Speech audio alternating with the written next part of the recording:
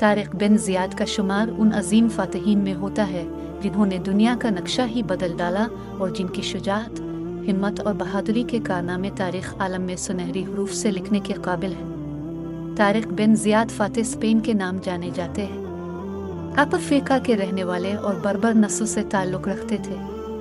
अपने एक मुख्तसर फ़ौज के साथ बहुत बड़ी फ़ौज को शिकस्त देकर दीन इस्लाम का परचम बुलंद किया था। तारिक बिन ज़ियाद अफ्रीका के गवर्नर मूसा बिन नसीर के नायब थे। यह खलीफा वलीद बिन अब्दुल मुल्क का दौर हुकूमत था। तारिक बिन ज़ियाद ने अपनी खुदादाद सलाहियतों की वजह कम उम्री में ही जंगी फ़नून सीख लिए थे। इस ज़माने में शुमाली अफ्रीका में मुसलमानों की हुकूमत थी। इस्लामी सल्तनत में अमन व अमान और खुशहाली का दौरा था। इसके बरक्स यूरोप के मुल्क स्पेन में रॉड्रिक की हुकूमत थी, जिसने जुल्म और सितम की इंतहा कर रखी थी। बादशाह और उसके दरबारी अमीर वजीर सब अमीराना ठाठ बाटे की जिंदगी बसर कर रहे थे, जबकि गरीब अवाम गुर्बत की चुकी में फंस रहे थे। रॉड्रिक बादशाह के जुल्म और सितम से तंग आकर इसका गवर्नर जूलियन मुसलमानों के साथ ताउन पर आमादा हो गया। मूसा बिन नसीर ने खलीफा वलीद बिन अब्दुल मुल्क से स्पेन फतह करने की इजाज़त तलब की। इजाज़त मिलने पर उन्होंने तारिक बिन ज़ियाद को 7,000 जान निसारों का लश्कर देकर स्पेन की मुहिम पर रवाना किया।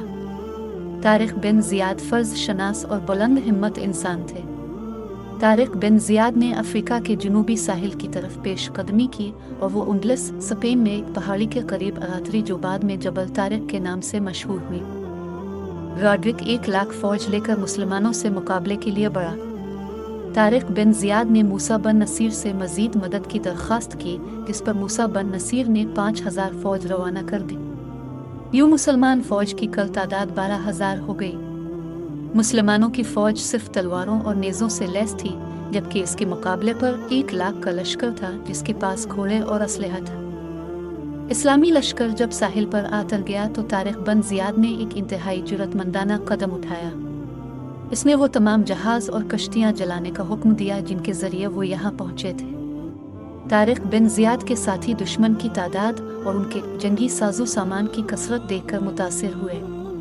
तारिक बिन ज़ियाद ने इस मौके पर एक वलवला अंगेज़ तकरीर की, जिसमें कहा, मुसलमानों, खूब समझ लो कि अब तुम्हारे लिए वापसी का कोई रास्ता नहीं। दुश्मन तुम्हारे आगे है और समंदर तुम्हारे पीछे। अब अज़्म वो मत के सिवा कोई चारा नहीं। तुम अपनी जानों पर खेल जाओ ताकि कामयाबी तुम्हारे कदम चूम ले। तुम इस इलाके में अल्लाह ताला के दीन को सर बुलंद करने के लिए आए हो। तुम जो अज़्म करोगे अल्लाह ताला इसमें तुम्हारी मदद करेगा और तुम्हारा नाम हमेशा जिंदा रहेगा। अगर मैं मारा जाऊं तो आपस में झगड़ा मत करना। अगर तुम दुश्मन को पीठ दिखाओगे तो कत्ल कर दिए जाओगे, आगे रफ्तार होकर बर्बाद हो जाओगे। अल्लाह ताला की राह में आगे बढ़ो। जब मैं हमला करूं तो तुम दुश्मन पर टूट पड़ो और इस वक्त तक दम नहीं लेना जब तक जजीरा फतह ना हो जाए। तारिक बिन ज़ियाद के खुतबे ने मुसलमानों के दिलों को गरमा दिया और उनमें जोश और वलवले की एक नई रूह फूंक दी। दोनों लश्करों में मुकाबला हुआ। बालाखर तारिक बिन ज़ियाद ईमानी ताकत के बिल बोते पर अपने कलील लश्कर के साथ कसीर लश्कर पर गालिब आ गए और जनूबी स्पेन पर तारिक बिन ज़ियाद का कब्जा हो गया। मुसलमानों ने पेशकदमी जारी रखी और स्पेन के कई अहम शहरों कर्तबा, मालिका, अल्बीरह और तदमीर को फतह कर लिया। इंडलस स्पेन की तारीखी फतह के बाद 800 साल तक इंडलस पर हुक्मरानी करते रहे। स्पेन की फतह ने यूरोप की मुआशरती ज़िंदगी पर ज़बरदस्त असर डाला। ईसाइयों ने मुसलमानों से रवादारी और फराख दिली सीखी। मुसलमानों के हसन इंतज़ाम से इलाके के लोगों की हालत बेहतर हो गई। वो मुसलमानों के ज़ेर साया पर अमन और खुशहाल ज़िंदगी बसर करने 95 हिजरी में मूसा बन लगे। तारिक बिन ज़ियाद नसीर के साथ दमिश्क आ गए और वहाँ क़याम के दौरान इस जहान फ़ानी से रुखसत हो गए।